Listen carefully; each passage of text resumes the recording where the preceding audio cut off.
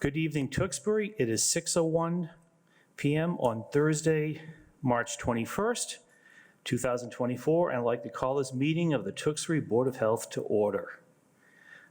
First item on the agenda tonight is approval of minutes from our February 15th, 2024 meeting.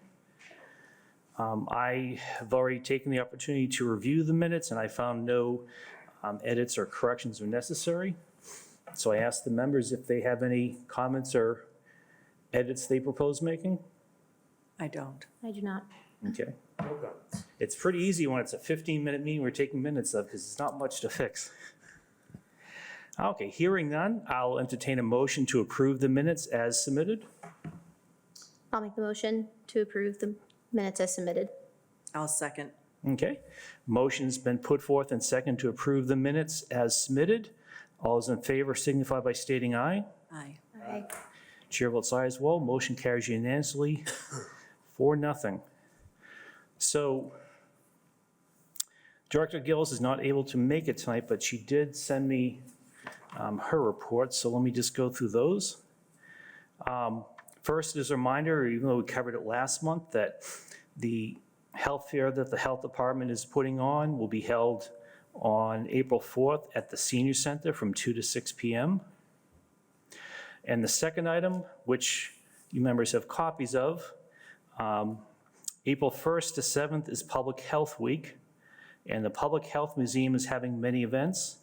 And if you go to their Facebook page, you'll be able to check out their flyer. Just a couple of things that they're doing.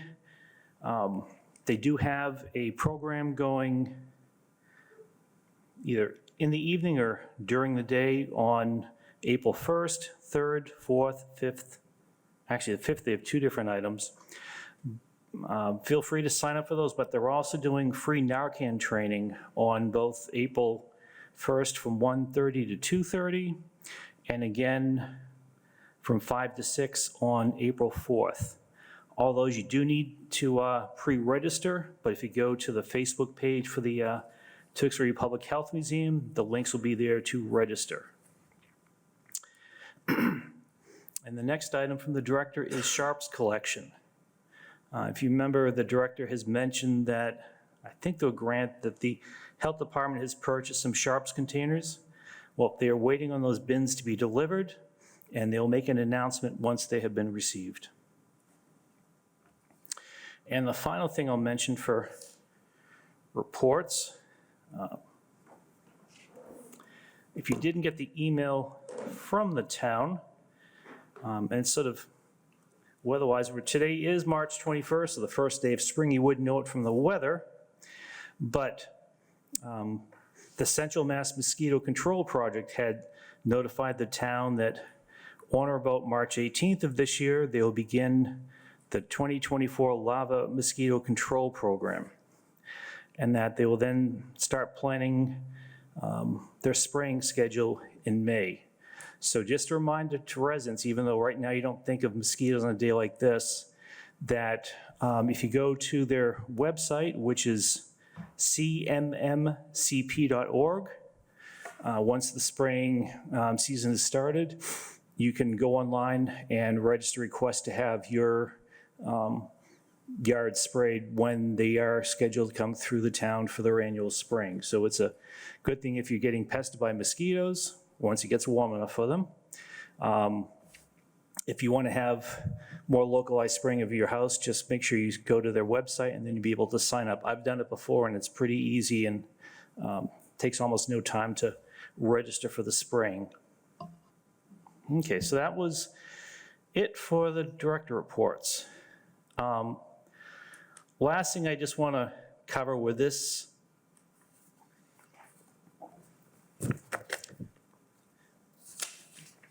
will be the last meeting that I'll be on and Member Scarano will be on. And I just want to take a couple minutes just to reflect on some of the accomplishments both of us have enjoyed while we've been on the board, and in the hopes that some of the things that we've started might carry on. Now, come the April municipal elections, we're going to have essentially a new board because we have two existing members that are staying, and we're going to have 3 new members. So there'll be a new direction potentially for the board. So sort of a changing of the guard. But I just thought it'd be good just to let residents know some of the accomplishments that we have done while I and Member Scron have been on the board. Besides rewriting the keeping of animals regulation, which we added the option to register animals if you were below a certain quantity of chickens and rabbits and the regular permitting. We have also adopted the State Food Safety Code and the Frozen Dessert Code as our local regulations. And a side note on that, the health department is required to enforce regulations that the Department of Public Health has stipulated that the departments have local jurisdiction over. We, as the Board of Health, are able to make our own regulations. The stipulation is that we cannot make regulations that are weaker than the state's regulations. We can only make them stricter, if need be. So when we adopted the State Food Safety Code and the frozen dessert regulations as our own, we did that because we wanted to add some special conditions that fits specific needs that we have in this town. So we've done that as well.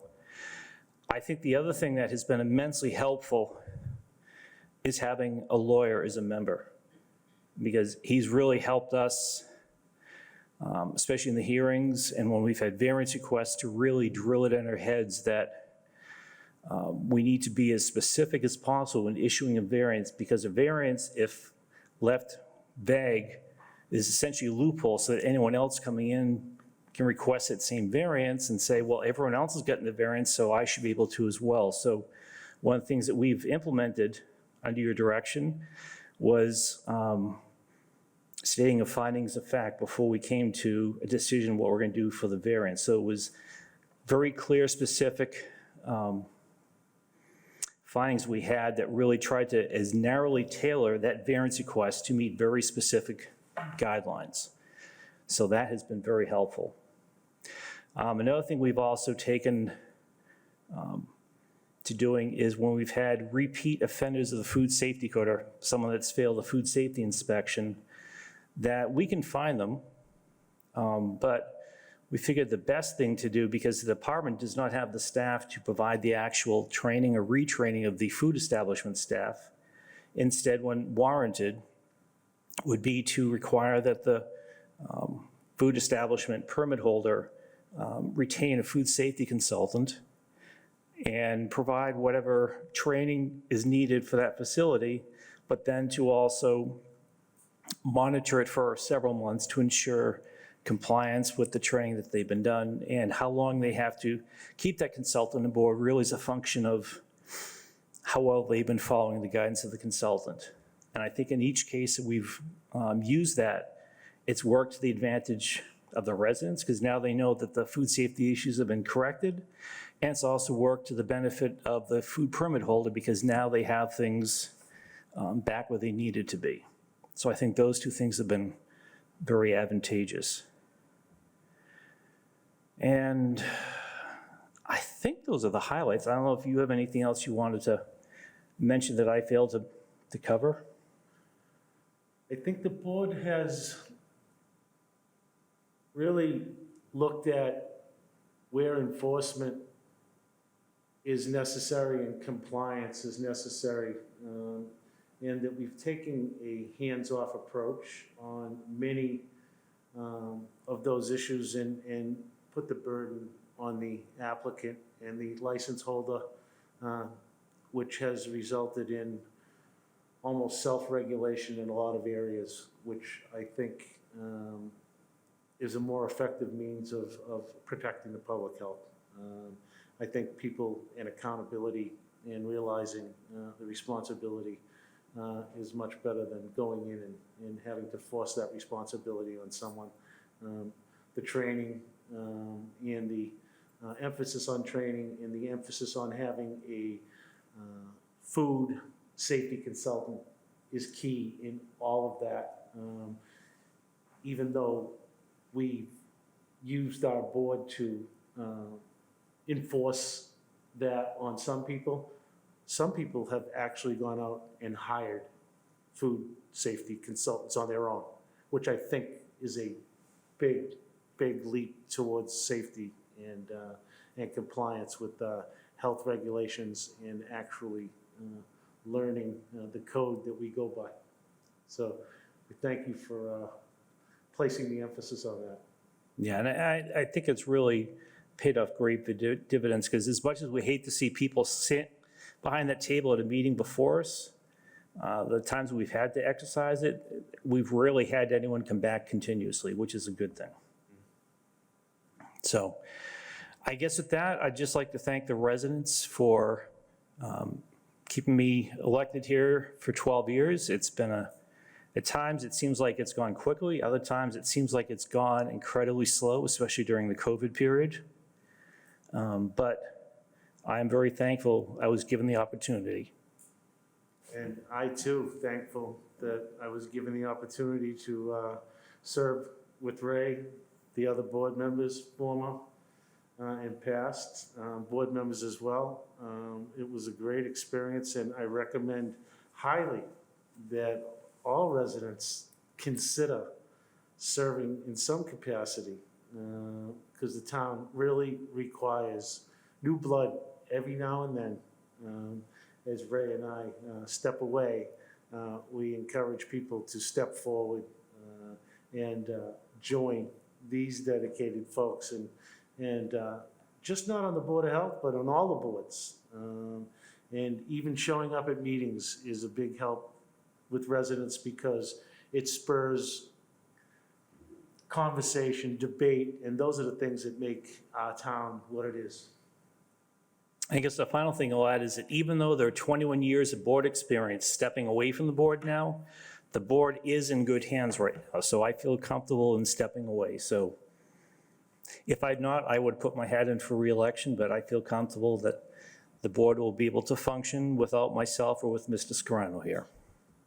I feel the same way, and I want them and everyone else to know that they can always call upon us in our experience, even though in an ex officio capacity. We're here to help and encourage. Yeah, because there are a lot of things that we went through as board members that we haven't even seen while you folks have been on, so you may have some interesting meetings down the road, depending on what happens. Never a dull moment. We're looking forward to it. Thank you both for the last 2 years. Appreciate it. Appreciate it. As these folks work on their new mission statement, which I think they're releasing after the new election and the new board members are sworn in, I think you'll see that they'll carry on the tradition, but they'll do it in their own fashion, which I think is great. Thank you. And I have your number, so. And I'm more than happy to give you my Robert's Rules of Order Oh, I have for one. potential chair. I do have one, Okay. actually. Thank I you. read it back to cover before I joined the board, so, and I thought, we don't use it, Yes. but it we was do good not. background knowledge. So with that, someone would like to make the Mr. Rue motion? I think Bob should. I think I will make the, I actually have one thing, if Oh, that's yeah, okay. go ahead. I'm sorry. I forgot to No, mention. no, that's okay. So just so everyone knows, the Department of Public Health actually put out, they're advising residents not to drink water sold by Easton-based Simpson Spring Company due to high PFA levels and sanitary violations at the bottling plant. I'm not certain if we even have that around this area, but just to make sure that you guys check your plastic bottled waters due to high PFA levels, and that's been on the news, so. And Thank you. yeah, you're welcome. Now I'm ready. with that, I'll make Charlie's motion to adjourn for the final time for at least me and Ray. And I second that adjourn. Okay, motion been put forth and second to adjourn tonight's meeting. All's in favor signify by stating aye. Aye. Chair votes aye as well. It is 6:15 PM. Good night, Tewksbury. Good night. Good night.